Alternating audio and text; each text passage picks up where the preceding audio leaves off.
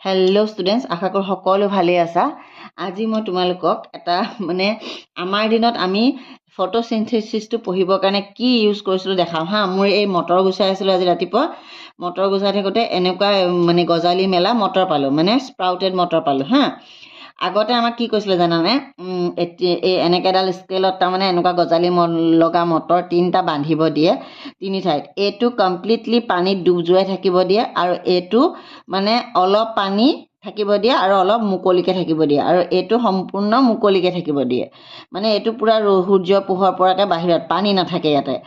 তাৰপিছত এইটোৰ পৰা আটাইতকৈ এইটো মটৰ অলপ পোখা মেলে আৰু এইটো মটৰ তাৰমানে একদম ভালকৈ লহপহীয়াকৈ বাঢ়ে আৰু এইটো তাৰমানে একোৱেই নহয় হা।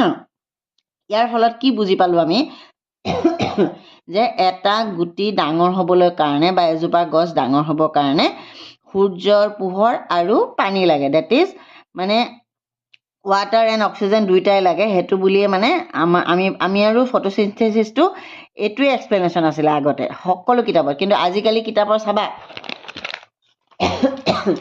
এয়া চোৱা, photosynthesis carbon dioxide plus water, sunlight, chlorophyll, glucose, oxygen. দেখা পাইছেনে? আজিকালি ফটোচিনথেচিছ আগৰ দিনৰ এক্সপ্লেনেশ্যন নাই।